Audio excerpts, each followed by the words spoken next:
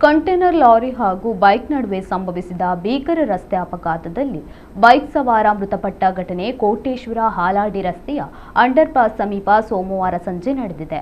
ಮೃತರನ್ನು ಕೋಟೇಶ್ವರ ಮಾರ್ಕೋಡು ನಿವಾಸಿ ಪ್ರದೀಪ್ ಪೂಜಾರಿ ಎಂದು ಗುರುತಿಸಲಾಗಿದೆ. ಅವರು ಗಾರೆ ಕೆಲಸ ಮಾಡಿಕೊಂಡಿದ್ದರು ಎಂದು ತಿಳಿದುಬಂದಿದೆ. ಉಡುಪಿ ಕಡೆಯಿಂದ ಬರುತ್ತಿದ್ದ ಬೃಹತ್ ಕಂಟೇನರ್ ಲಾರಿಯೊಂದು ಕೋಟೇಶ್ವರ ರಾಷ್ಟ್ರೀಯ ಹೆದ್ದಾರಿಯ ಸರ್ವಿಸ್ ರಸ್ತೆಯ ಅಂಡರ್ಪಾಸ್ ಬಳಿಯ ಯೂ-ಟರ್ನ್ ಪಡೆಯಲು ಮುಂದಕ್ಕೆ ಸಾಗುತ್ತಿದ್ದ ವೇಳೆ ಪೇಟೆ ಕಡೆಯಿಂದ ಹಾಲಾಡಿ ರಸ್ತೆಗೆ ತೆರಳುತ್ತಿದ್ದ ಬೈಕ್ಗೆ ಡಿಕ್ಕಿ ಹೊಡೆದಿದೆ ಎನ್ನಲಾಗಿದೆ. ಡಿಕ್ಕಿಯ ಪರಿಣಾಮ ಬೈಕ್ ಸಹಿತ ಕೆಳಗೆ ಬಿದ್ದ ಪ್ರದೀಪ್ ಪೂಜಾರಿ ಅವರ ಮೇಲೆ ಲಾರಿ ಚಲಿಸಿದ ಪರಿಣಾಮ ಗಂಭೀರ ಗಾಯಗೊಂಡು ಅವರು ಸ್ಥಳದಲ್ಲೇ ಮೃತಪಟ್ಟಿದ್ದಾರೆ ಎಂದು ತಿಳಿದುಬಂದಿದೆ. ಕುಂದಾಪುರ ಸಂಚಾರಿ ಠಾಣೆಯ ಪೊಲೀಸ್ ಉಪನಿರೀಕ್ಷಕ ಅನೂಪ್ ನಾಯಕ್ ಸ್ಥಳಕ್ಕೆ ಭೇಟಿ ನೀಡಿ ಪರಿಶೀಲನೆ ನಡೆಸಿದ್ದು ಪ್ರಕರಣ ದಾಖಲಾಗಿದೆ.